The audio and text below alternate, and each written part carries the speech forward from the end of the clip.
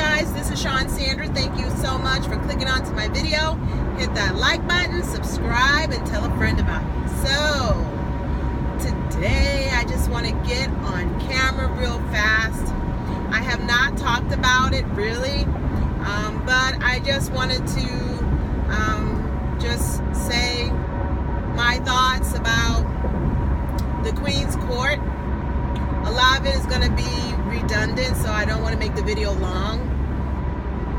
But I'm sure everybody who is part of this particular community saw the demise of the Queen's Court.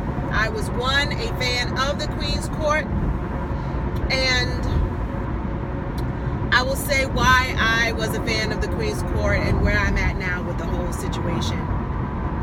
One of the reasons why I've remained pretty much radio silent. So, my life is complicated, with, life, running a business, raising a family, being a wife, living, being a woman. I'm trying to navigate this world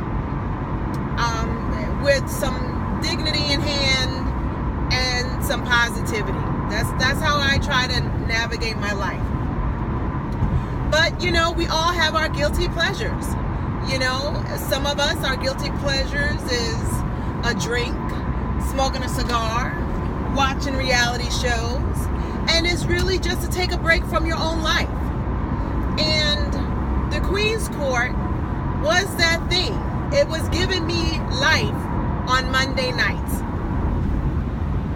And the great thing about it is that the Queen's Court started out, in my opinion, very organically.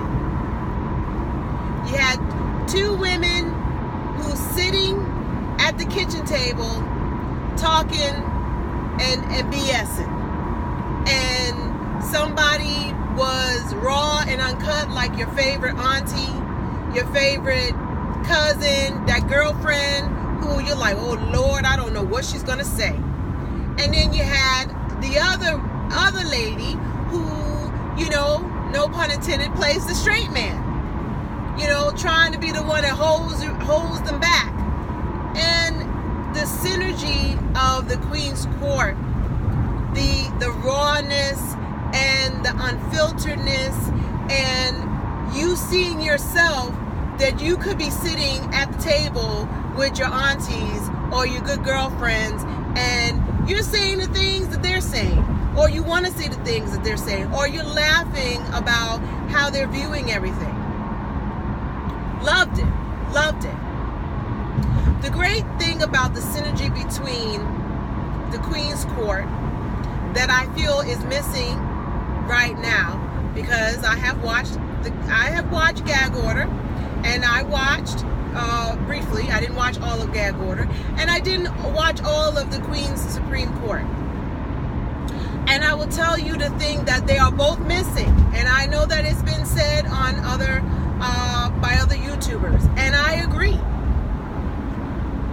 The great thing that is missing from both elements, I would say, the rawness that was in the Queen's Court is not in the Queen's Supreme Court, because it has Kaya missing that element, the element that has to be delicately replaced to have that same kind of rawness. The thing that's missing in the Gag Order is that person who reels it back in, who goes that whole other different perspective. It's all one-sided. Now, we know that Kaya did the Queen's Court, but still, she still had people to bounce off of. Right now, she's solo. So I know she's done some of the, holiday things where she did solo. But what made the Queen's Court magic was the element of Kaya's, I don't care about the industry. I'm in the industry, but I'm not of the industry. Kaya was giving us backdoor access that many people cannot give, because they still have their own reputation in the industry that they want to keep intact. Kaya doesn't care. So Kaya could be raw and she could step out and cross those boundaries because she didn't care. And plus, I know a lot of people would think that she was over the top with her being honest about things, or saying that she was really just saying what was in her head. But some things did ring true that she was dead honest about. So you can't have a celebrity person talking about celebrity news when they're afraid of where their bread is going to be buttered. And that because the industry is so all about who you know, and that you're not going to cross the line about talking about certain people who may know certain people, i.e. Monique, being in the situation she's in, when she talked about people aren't going to cut their nose to spite their face. So you need someone who either is not in the industry, doesn't want to be a part of the industry, isn't starstruck by the industry to get that rawness. And then you have that straight man that can have that comedic timing to bounce off and be quick-witted, and that can be someone who can go toe-to-toe with the rawness, but not so raw. That delicate balance between them. That's what made it so good. Now, another thing that I enjoyed about the Queen's Court is that I am a fellow YouTuber. Now, I know that Kaya is a star in her own right. And I know that T.S. Madison is a star in her own right. But with the two of them together, they both were able to elevate themselves in a platform that people either had a resurgence to know about Kaya, or for the first time to really know who T.S. Madison was. They helped each other. And between the two of them, they created something that they did not have by themselves. Now, I know all the fallout that has happened since, and then there has been some other people, characters in the midst of that. That's kind of where I get off the train of the Queen's Court. Because I know life can be hectic. Real life, our real life, your real life, my real life. It was all fun and games when we were roasting and gagging with celebrities.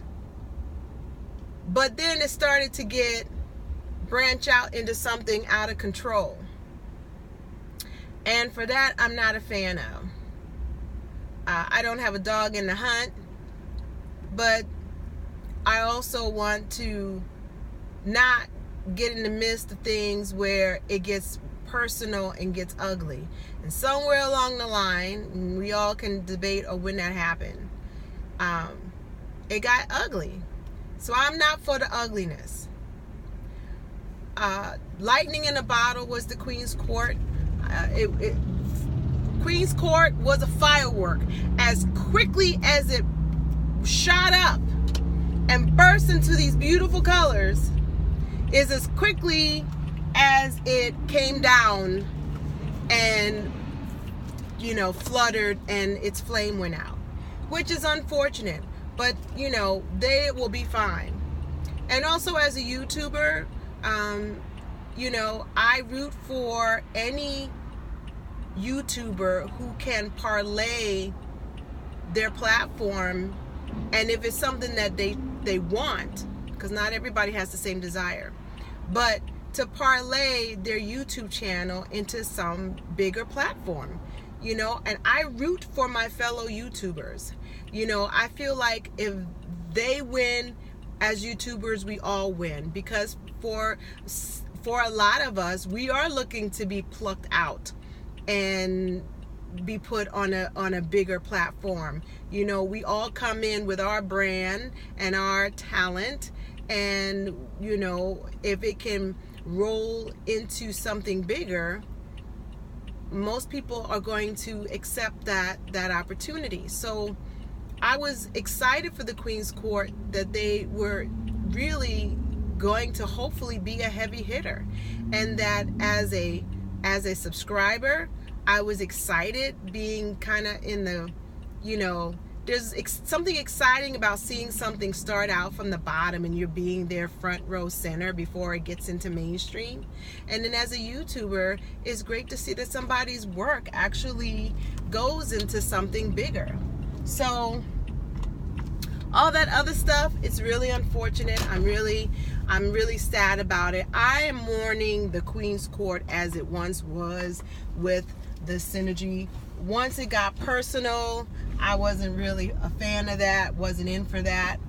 But that's how I feel. Everybody will bounce back and be fine.